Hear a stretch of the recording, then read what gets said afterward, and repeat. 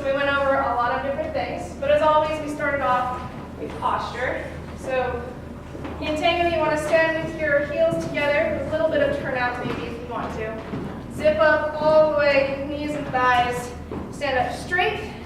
You want weight to be on the balls of your feet, about 60-40 between the balls of your feet and your heels. You don't want to be all the way up all the time, but you want to be able to lift your heels fairly easily whenever you want to. And we did walks. Yeah, so to take with our walks, we slided our feet against the ground whenever we took a step. Also, passed through our axis whenever we stepped, and extended our leg fully, not necessarily a straight leg, but just extending our leg fully before we take our forward steps. Right. We did the same thing backwards, fully extending, brushing the balls of our feet along the floor, and zipping up our legs every time we pass through our axis. Then we partnered up, and with lots of other videos. We have all of our other videos go over this as well.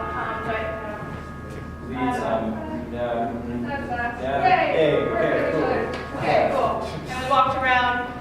Then we started our review of last quarter. First, we started with side steps. So side step is moving body to the right or to the left. Stepping with your body, not taking a step before your body. It's bad.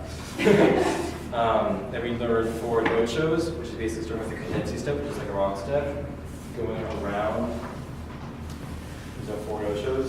We talked about how the lead and the follow should always try to have their chest be parallel, and this means for the follow, especially with moves like ochos, the twist is going to come from your waist. So you always want to have your waist be doing all of the turning and your chest be facing the same direction, basically. Yeah, and when leading, try to have a very firm frame. Don't make it loose, otherwise it's hard to lead. Then we went into back ochos. Starting from a side step, lead to the side step to the left, take a step in place, and then side, rotating your chest alternately to the right and left. And from here we learned a barada, which means we're sliding the lead's foot to the follow's outside foot, the follow's trailing leg. And when you came in and made a sandwich. Then the follow step forward, sandwich the lead's feet, step over, and back toward it. Yes. And then we also learned barritas, which are also out of the back ochos. They're similar to a barada, except instead of putting our foot in, the lead is going to put his foot on the outside and rotate the lead's chest.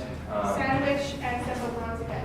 We talked about the importance of making the follow having all of their weight on the back foot and not the front one. If the follow is split weight, then this foot cannot be moved.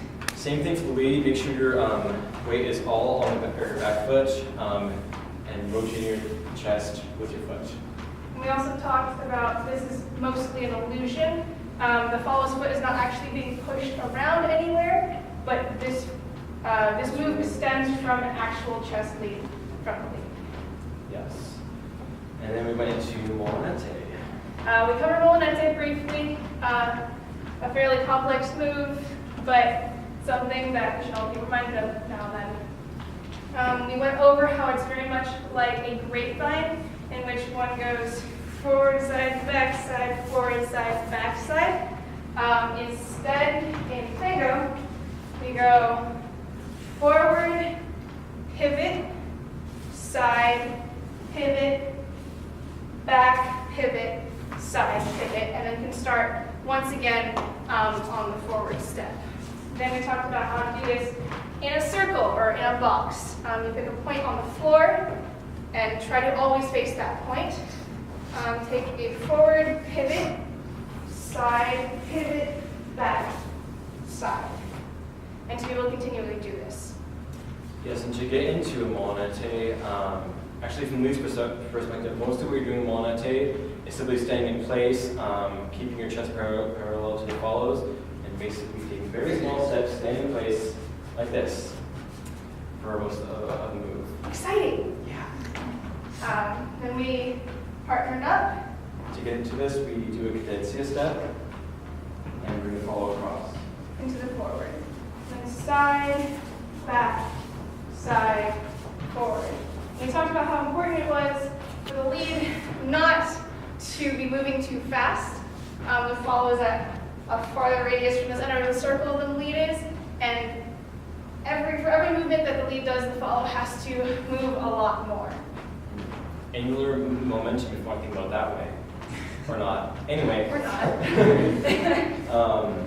So we practiced that for a little bit, and then we got into a saccada. So a saccada is stepping where the follow's weight or foot was, or just previously. We can do this in a side step. So for lead, we are going to step with our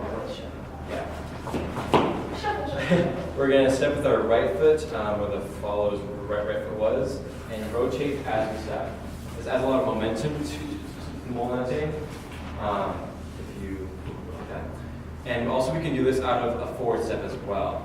Same concept. We're going to do a cadencia, and we're going to step where the follow's foot was.